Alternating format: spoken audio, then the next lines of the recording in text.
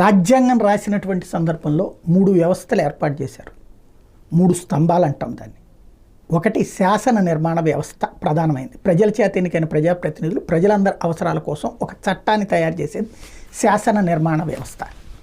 అదే సందర్భంలో ఆ శాసనాల్ని అమల్లోకి తీసుకొచ్చి మనందరికీ అందుబాటులోకి తీసుకొచ్చేటటువంటి డ్యూటీ కార్యనిర్వాహక వ్యవస్థ, అంటే ఐఏఎస్లు ఐపీఎస్లు వీళ్ళందరూ కూడా. వీటిలో చట్టానికి విరుద్ధంగా ప్రవర్తించిన లేదా ఈ చట్టం రాజ్యాంగానికి లోబడి లేకపోయినా చూసేటటువంటి బాధ్యత న్యాయ వ్యవస్థ. ఇది ప్రాక్టికల్గా వ్యవహారం. ఇందులో ఎదురయ్యేటటువంటి సమస్య ఏంటంటే ఒకళ్ళ వ్యవహారంలో ఇంకోటి జోక్యం చేసుకోకూడదని కూడా అదే రాజ్యాంగం చెప్పింది. సున్నితమైన గీత గీసింది. ఇప్పుడు ఆ గీతలు చెరిగిపోతున్నాయి. సుప్రీంకోర్టు అడ్మినిస్ట్రేటివ్ యాక్టివిటీల్లో ఇన్వాల్వ్ అయిపోతుంది. అదే సందర్భంలో శాసన వ్యవస్థలోనూ ఇన్వాల్వ్ అయిపోతుంది. తాజాగా రైతులకు సంబంధించినటువంటి అంశం మీదన పంటల కనీస మద్దతు ధరలకు చట్టబద్ధత సహా పలు డిమాండ్లతో శంభు